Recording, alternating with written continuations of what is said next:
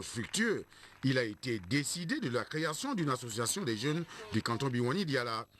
Conçue comme un laboratoire d'idées, cette structure apolitique devra booster le développement de la contrée à travers des propositions concrètes faites aux décideurs et autres partenaires au développement. Nous étions bien, voilà, dans le département de Logoué et Lac, et plus précisément dans le canton Biwani-Diala. Infatigable dans son œuvre de bienfaisance, le député de l'Union du peuple gabonais, 5e arrondissement de Libreville, vient de se soumettre une fois de plus au service des personnes démunies, notamment les femmes, et il vient notamment de parrainer sa 20e association. Véritable record, nous dit Biwaoumi Kala sur les images de Jean-Pierre Moussouami. Les populations les plus démunies ne cessent d'augmenter dans notre pays. Face à cette situation de précarité, force est de constater que les femmes représentent le taux le plus élevé. Et pris par le sens du partage, le député de l'Union du peuple gabonais, UPG, du premier siège du 5e arrondissement, s'est engagé à venir en aide à ces mères de famille en difficulté pour soulager un tant soit peu leur souffrance, à l'instar de l'association Jeunesse d'âme du Carrefour GP au 6e arrondissement qu'il vient de parrainer. Une association, c'est une famille. Une association, c'est une société où on peut se comprendre et avoir le juste milieu. Les aînés conseillent les plus jeunes et les plus jeunes acceptent les conseils des grands. Et les grands, vous devez être des modèles pour permettre aux jeunes de vous suivre. Donc, vous êtes déjà installés, vous devez vous organiser vous-même. Vous n'avez plus besoin d'avoir d'autres personnes autour de vous. Dans cet exercice qui lui sait bien, Claudio Ndembinzinga est à son 20e parrainage et il ne compte pas s'arrêter en si bon chemin. Prochaine destination, Cité Mindoubé, Sauvor. Primaire pour la candidature PDG aux législatives à venir. Du côté de Port-Gentil, les imprétendants sont désormais connus. Le 4e siège, notamment de la commune de Port-Gentil, a révélé ses intentions à travers donc la réunion présidée par le secrétaire provincial de cette formation politique. Nos confrères de Radio Mandji nous en font le point. Ça y est, l'on est désormais fixé sur les 4 candidats qui défendront les couleurs du Parti démocratique gabonais aux prochaines élections législatives dans la commune de Port-Gentil. Il s'agit de Jean-Richard Silon au premier siège, Alain Patrick Makongo au 2e siège, Richard Royembo au 3e siège et de Philomène Ogoula 4e siège.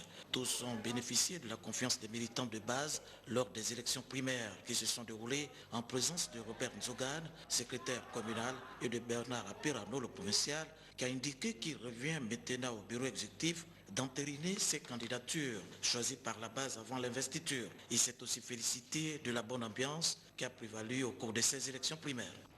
C'est uniquement le Parti démocratique gabonais qui part renforcer. Les camarades ont postulé leur candidature à la candidature.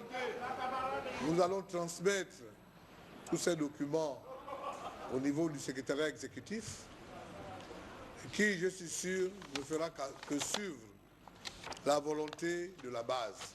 Aussitôt choisis, les futurs candidats n'ont pas caché leur joie. Vous avez vu aujourd'hui, bon nombre de militants sont venus, la salle était pleine. Ça veut dire qu'il y a un intérêt qui est maintenant marqué et on compte bien le concrétiser lors de la législative. Les jeunes ont une tribune, les jeunes ont choisi un jeune pour leur représenter et je crois que la suite, vous l'aurez. C'est la base qui a décidé. Ils ont jugé utile que je suis la personne la mieux indiquée pour défendre ce siège.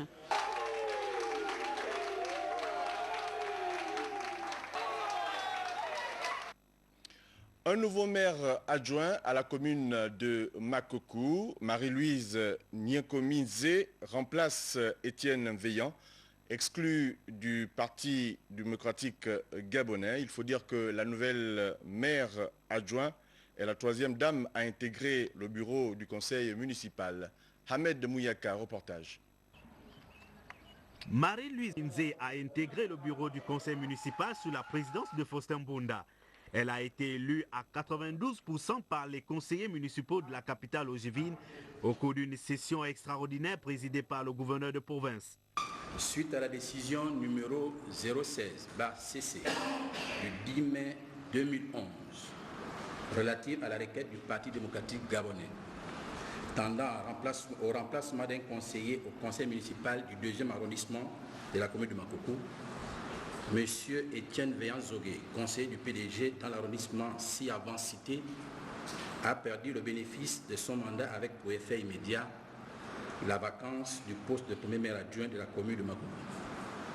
Vous le savez mieux que moi que le bureau du conseil est une instance qui doit mettre en œuvre les délibérations que vous-même, les décisions que vous prenez, que vous n'êtes pas premier maire adjoint d'un quartier, d'une ethnie, d'un clan. En ma qualité de gouverneur, la disponibilité du ministère de l'Intérieur en tant que tutelle administrative est constante auprès du conseil municipal dans lequel vous venez de prendre place, une place importante. Seule candidate en lice, la nouvelle adjointe au maire de Makoko n'a pas manqué de témoigner sa reconnaissance aux instances supérieures du parti. Permettez-moi, au nom de ma famille et au mien propre, d'adresser mes vifs remerciements à tous les conseillers municipaux ici présents qui viennent de porter leur choix sur ma modeste personne. Je m'engage solennellement à remplir consciencieusement mon rôle. Je le ferai avec abnégation, dévouement et loyauté et souhaite par ailleurs entretenir une franche et sincère collaboration avec mes collègues et l'ensemble des collaborateurs de la commune de Makoko. Rappelons que ce vote vient combler un vide à ce poste, une vacance de poste confirmée par la décision de la Cour constitutionnelle suite à l'exclusion de l'ancien premier adjoint au maire des rangs du Parti démocratique gabonais. Cette communication avant le dernier élément en image de cette édition d'information, le commandant en chef de la gendarmerie nationale informe les usagers de la route nationale 1 qu'un important convoi militaire quittera Libreville le vendredi 9 septembre 2011 à destination de Franceville selon l'itinéraire suivant: Libreville, Bifoun, Njolé, Lopé, Lastourville, Mounana, Mwanda, Franceville. Il est par ailleurs porté à la connaissance et rappelé à tous les usagers de la route de faire preuve de prudence et de manifester une vigilance à tout instant. Afin donc de minimiser tout risque d'accident, chaque conducteur est invité à une stricte observation des règles du code de la route. Pour la fin, et vous le savez, dans la perspective de la descente à Franceville, du séjour à Franceville du chef de l'État dans le cadre des conseils des ministres délocalisés, nous vous proposons donc depuis hier des éléments consacrés à la province du Haut-Ogooué. Aujourd'hui, nous vous proposons à cet effet le patrimoine culturel altogovéen à travers ces images de Fabrice Lembumba, le commentaire de Den Ebinga. En général, la province du Haut-Ogooué n'est connue que grâce à la richesse de son sous-sol, renfermant les gisements de manganèse de Mwanda et naguère, ceux d'uranium de Mounana aujourd'hui épuisés. Cet unique angle de regard a souvent occulté l'existence dans cette partie du Gabon d'un riche patrimoine culturel. Le Haut-Ogooué apparaît en effet non seulement comme une sorte de château d'eau où se situe la ligne de partage des bassins de l'Ogooué et du Congo, mais est aussi un carrefour où s'imbriquent depuis longtemps de nombreuses populations, véritables mosaïques de groupes ethniques, entre autres les Mbédé, plus connus sous le nom d'Ambama ou Obamba, les Teke ou Bateke, les Mindumu, Bakanigi, Baumbu, Bakanigi, Baumbu, Banjabi et également Bawanji, les Kota, les Batichege et bien d'autres encore.